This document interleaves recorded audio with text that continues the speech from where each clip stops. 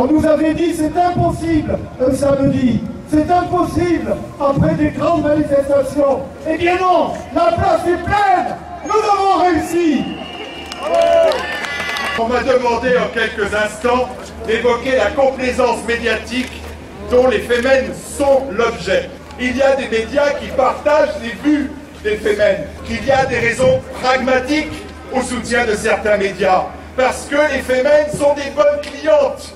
Parce que la nudité, ça fait des images. Que derrière les Femen, il y a une histoire, et que cette histoire, elle est plus brune que rouge. Alors ramenons les Femen à ce qu'elles sont, un groupuscule extrémiste, violent, sectaire, inacceptable dans notre République, dans la République dont ils nous parlent tous les jours et tous les instants de la journée à la télévision. Ce qu'elles portent par leurs discours et leurs attitudes, c'est la haine. Femen, la haine de Dieu, la haine du sacré, la haine de l'homme, la haine de la France et de l'Europe chrétienne. L'idéologie de Valls et celle des Femen est la même. Et ces Femen ne sont qu'un symptôme visible de plus de la même infection des esprits. En réaction à leurs actions barbares et à leur idéologie de mort, je suis quant à moi fier d'être un réactionnaire. Deux ministres, Manuel Valls et Nayat Vallaud-Belkacem, ont utilisé l'expression de provocation inutile. Qu'est-ce que ça signifie? Qu'avant qu'elle profane la Madeleine, il y aurait donc eu des provocations utiles. Alors, quand M.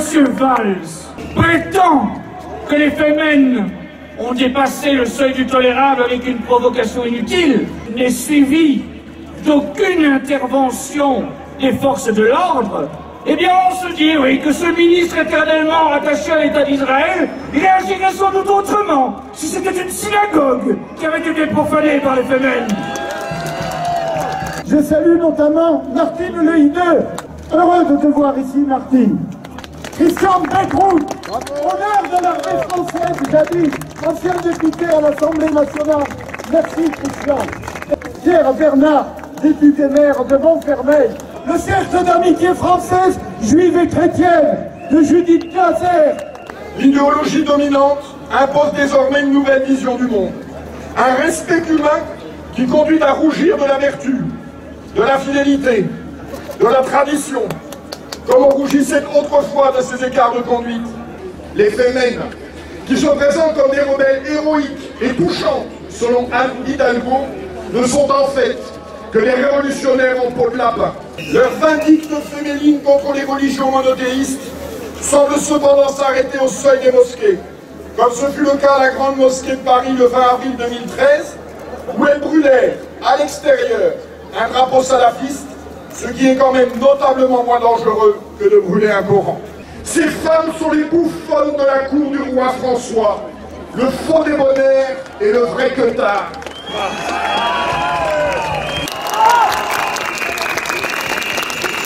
Monsieur Valls est ministre de l'Intérieur. Alors, en tant que ministre de l'Intérieur, il peut dire ce qu'il veut, mais je suis venu ici au nom des anciens combattants, pensant que j'ai le droit de parler en leur nom parce qu'ils m'y autorisent, dire à M. Valls que de temps en temps il ferait mieux de la fermer.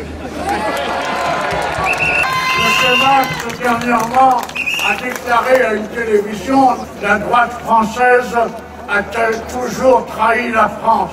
Alors je suis venu là pour rappeler à M. Valls le travail et la trahison de ses copains, et ses copains communistes en 38, 39, 40. La trahison des communistes en 40, à l'entrée des Vosges dans Paris, se mettait à la disposition des nazis. Non seulement ces salauds ont trahi, mais ils s'en vantent. Béatrice, Béatrice, Béatrice, Béatrice. Eh bien oui, les patriotes sont là. Ils sont bien debout. Ils sont de plus en plus nombreux. La France est en train de retrouver la vocation qu'elle n'aurait jamais dû perdre, qui est la vocation de fille aînée de l'Église. Et moi, je vous dis, rendez l'Ukrainienne à l'Ukraine. Irina Shevchenko est donc désormais, citation, placée sous la protection juridique et administrative, fermez le guillemet, de la France. Et on devient même une icône, puisque le 14 juillet 2013, le président Hollande, hilar,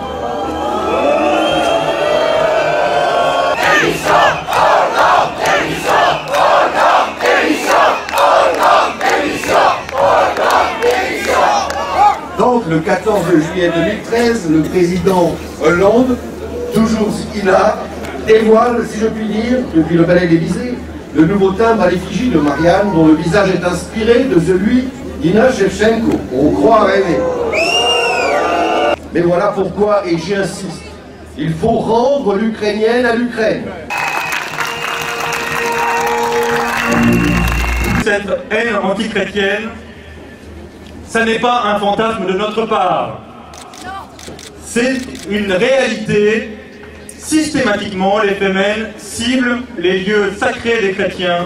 Ça n'est pas du féminisme, ça n'est pas la défense de la dignité de la femme, c'est de la haine. Une action terroriste au service d'oligarques. Nous ne considérons pas comme normal de commercialiser le corps des femmes, d'assassiner les enfants et de tuer les vieillards. Parce que c'est véritablement à travers notre exemple personnel que nous pourrons changer les choses. Je crois que ce sont les petites résistances héroïques de chaque jour, de chacun d'entre nous, face à cette médiocrité que nous pourrons inverser le cours des choses et mettre ce petit grain de sel dans la rouage de la mécanique totalitaire. Eh bien, je vous invite à chacun d'entre vous à donner l'exemple. Parce que finalement, ces Femen, ce ne sont que des prostituées manipulées par un système qui les envoie au casse-pipe en avant, mais elles ne sont que la manifestation visible, spectaculaire, du mal plus profond, qui est cette médiocrité, qui sont aussi, il faut bien le dire, nos lâchetés quotidiennes. Si vous devenez ce que vous devez être, vous mettrez le feu au monde. Je vous remercie. Vous voyez les soutiens-gorge que j'ai apportés, je vais vous expliquer ce qu'on va en faire. En décembre dernier, à la Mutualité, se tenait un colloque, la République contre les extrémismes. On y voyait, côte à côte, main dans la main, Manuel Valls, Vincent Payon, Christiane Taubira, et tenez-vous bien, Caroline Fourest.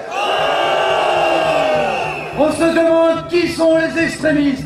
Anne Hidalgo, candidate socialiste à la mairie de Paris, elle défilait la semaine dernière avec des femelles, des poitraillés dans les rues de Paris.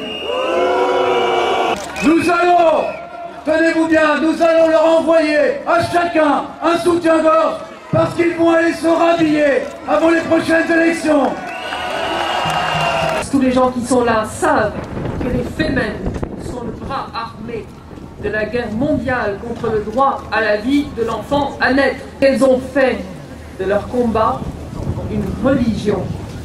Elles disent l'avortement est sacré. Savez-vous combien il y a eu de victimes de l'avortement depuis 1980? 1 milliard 284 millions 166 591. Ça, c'est à l'heure où je regardais. Si l'avortement est sacré, c'est qu'il comporte un sacrifice. Et s'il y a un sacrifice, c'est que c'est un sacrifice humain. Un sacrifice humain qui se nourrit de la mort des innocents.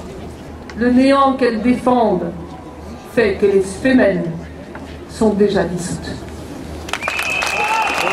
Et comme le dit Bernard Anthony, les Femen ne sont que les avatars sans soutien-gorge des sans-culottes. Soulignons seulement que la haine des Femen envers les catholiques est la même que la haine du lobby LGBT. C'est la militante LGBT Caroline Fourest qui se rend complice des Femen pour qui elle a réalisé un documentaire de propagande diffusé sur sur France 2 avec l'argent du contribuable. Le président d'acteur dont je vous parlais tout à l'heure vient d'être mis en examen pour provocation au meurtre des catholiques.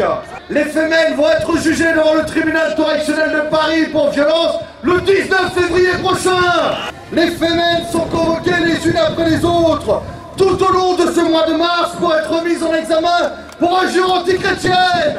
Oui, il est vrai que le temps de la répression politique est prompt, mais le temps de la justice arrive. Et puisqu'elle n'est pas fichue de nous insulter, autrement qu'en anglais, je n'aurai que deux mots à lui dire, Ina God. Le mariage pour toutes ou pour tous, comme il disait, c'est affreux. Bien entendu que c'est affreux. Mais la loi Taubira ne serait pas passée si avant on avait bloqué la loi dite The Veil, sans oublier que c'est une loi Giscard Chirac-Veil, parce qu'il faut rendre à chacun ce qui est à chacun. Mon vieil ami par là, Jean-Claude Martinez, le comprend, je le salue aussi, comme je salue le docteur Dor, tout à l'heure, l'héroïque docteur Dor. Aujourd'hui, ce pouvoir socialiste, c'est celui de tous les balmologues totalitaires. Nous allons terminer cet rassemblement en ce samedi qui est traditionnellement consacré à la Vierge Marie, si vous voulez bien, pour lui demander pardon de toutes ces offenses qui lui sont adressées, à elle, à son fils, à tous ses enfants que nous sommes. Nous allons aussi demander son aide. Vous vous rappelez qu'au début du siècle passé, à Fatima, elle est venue nous mettre en garde contre l'avènement du communisme et nous donner les moyens pour l'empêcher. Si nous l'avions écoutée avec un peu de foi, combien de malheurs nous auraient été épargnés. Mais elle est toujours là pour nous aider. Salve Regina, Mater misericordiae, vita dulcero, et spes nostra salve. A te clamamus, exules Filii Eve, a te suspiramus, gementes et flentes, in ac lacrimam vale.